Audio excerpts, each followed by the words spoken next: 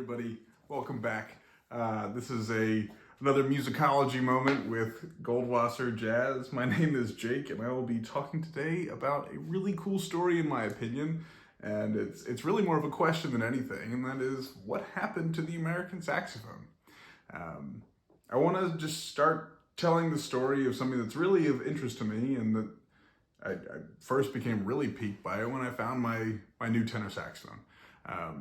I've always been fascinated by the old American instruments, and in discovering this horn, I started to do some research about where it came from and what happened to the company afterwards, and it's a really fascinating story. And it starts in the late 1800s. The saxophone has already spent a fair share of time in Europe becoming established, and it finally becomes produced in America. Before I dive too deep into the story, I just want to take a second and say that from the story of the American saxophone, there are a lot of things that bring a context to the instrument that we play today, what's happening to the instruments being made today, and what might happen in the future, that make me just want to share some of the history behind it. I think that these kinds of stories are really cool and give a lot of value to what we do. So without further ado, the beginnings of the American saxophone. The first saxophone was made in, American saxophone was made in 1889 by the C.G. Conn Limited Corporation. And the man who made that saxophone for C.G. Conn was Ferdinand Augustus Buescher. He then later in 1893 broke off and started his own instrument company, where he began manufacturing saxophones under his own name. The city of Elkhart, Indiana, is more or less the birthplace not only of the American saxophone, but of the American band music industry. The manufacturer's industry of band instruments for America, but also the birth of the American band program.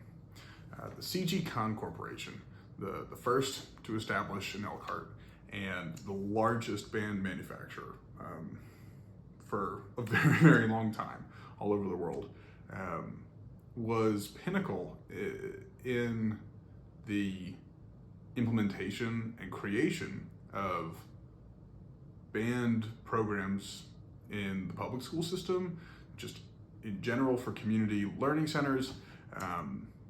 It was actually one of the presidents at the time, Greenleaf, for the Conn Company, that made a very large number of donations to Interlochen to form a premier arts academy for the nation.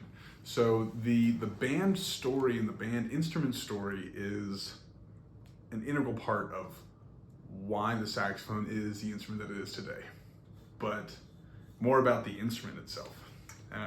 As I said, the first one was made in 1889, and shortly thereafter, Buescher was the first of the Conn employees to break off and form his own firm, followed by other instrument makers moving to this new city of, opportunity and excitement for the instruments. So Martin began creating saxophones in, I believe, 1905. The H.N. White Company started making the King saxophones around 1916, I believe. And those were really the big four manufacturers in Elkhart.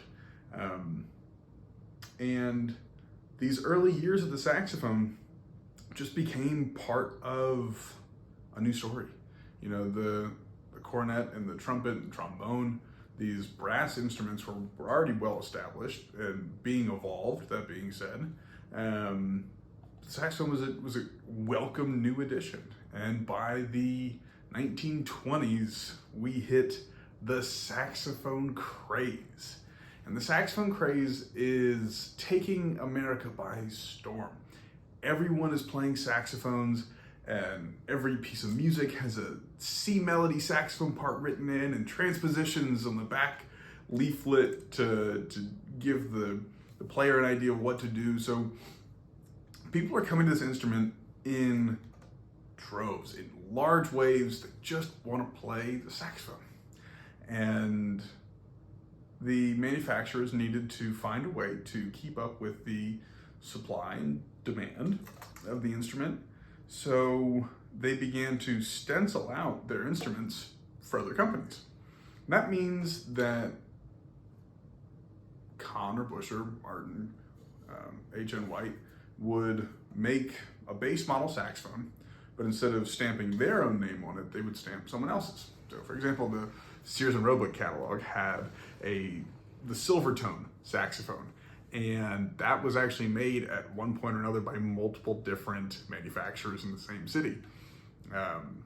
You could tell the difference between stencils with a couple of key tells. You could check by the key guards, you could check by some of the kind of the brackets and mounting points to parts of the instrument. But these horns were of a little bit of a lesser quality. They were made quickly. They weren't as, rigorously quality controlled, because the companies were trying to get saxophones out on the market, but still keep an appeal for their own home brand instrument. It was by 1925, C.G. Conn had already made, I want to say roughly 500,000 saxophones. And that was, not just their own, it was for all these other stencil companies. And, by the end of the craze, the saxophone companies needed to step up their game. They needed to bring back customers to get a professional level instrument and, let the stencils go to the schools and be part of the teaching experience for these beginner instruments that are, easy to play, but not very complex or built for rigorous playing standards. And something really cool happened in the 1930s, but I'm going to play a little bit and we'll get back to it.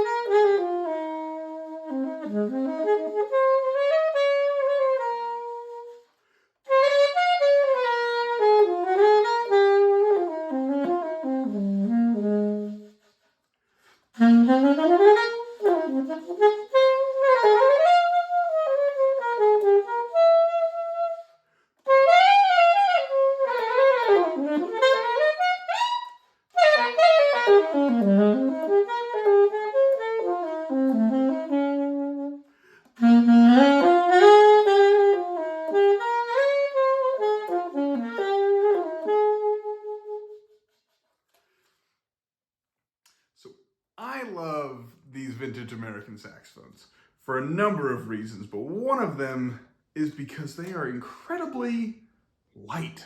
They're light to the touch. They are, physically lighter than other saxophones made today. And, it's, there's really something cool about them.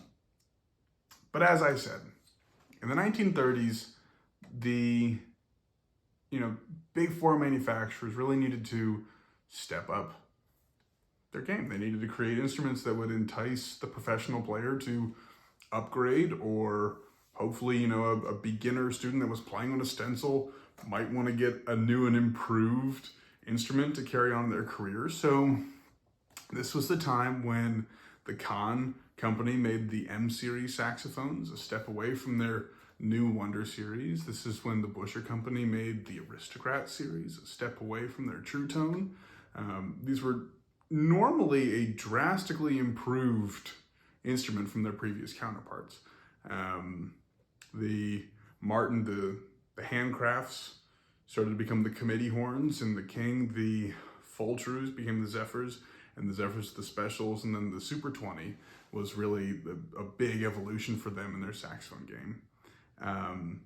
But the 30s is where these first steps into heavy research and development of the instrument, new patents, new, experimental designs to make the ergonomics of the horn different, make the action quicker, the repairability or adjustment easier. For example, one of the things that I love about these Buescher instruments, and this actually happened towards the end of the True Tone series, they implemented, not really, and also kind of researched and created 2 unique features to repairing.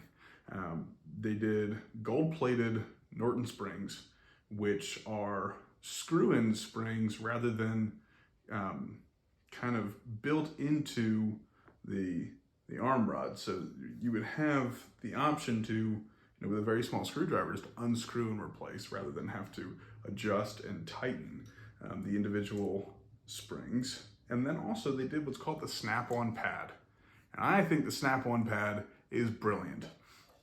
It was designed that if you had a pad, previously there was nothing holding pad in place. So it would be, shellacked onto the back of the key cup and it would just hold itself there. And over time it would warp or get out of adjustment. But the snap was, they cut a little hole in each of the pads and they put a little, kind of spud or a little rivet in the back that you'd place a pad on top of with a metal back so it was flush against the cup, and then you would click this button into place and just hold it there and automatically seat over the tone hole as needed so you could play no problem. And I think this is wonderful because, and I know a lot of saxophonists at the time did too, not only was for practical use, but people started to realize that the metal kind of holder would deflect the sound a little bit. And this became the first step towards larger resonators inside of the pad and tone hole kind of combo. And resonators are a big part of an overhaul these days for saxophonists. They can choose different size, different materials. The way that it deflects air makes the sound brighter, and it projects more and projects brighter at times and more powerful, but it can also be darker depending on the material that you use. And it's a nice surprise, kind of unexpected, they found in the research department.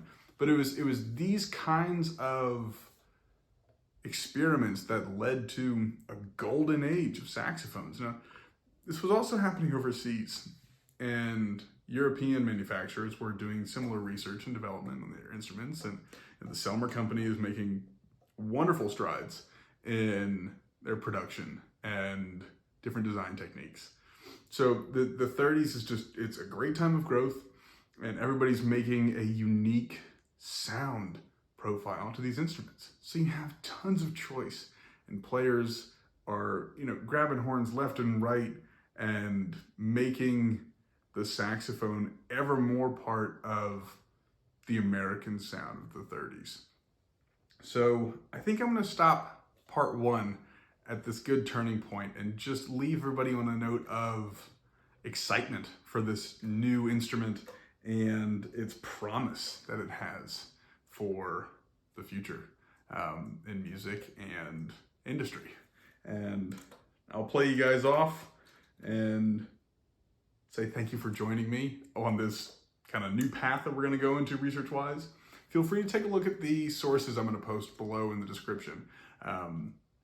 I love the research process behind this, and I want to make sure that these sources are also available for you to check out and fact check, and we can continue the discussion about it more so. There were some really cool documents, including one we're going to get into more in the next video about this, that really capture the essence of the Elkhart story. Thank you for watching. I will see you guys soon. Please like, share, subscribe, click the bell so you know when part 2 is coming out. And thanks for being here. And I'll see you next time.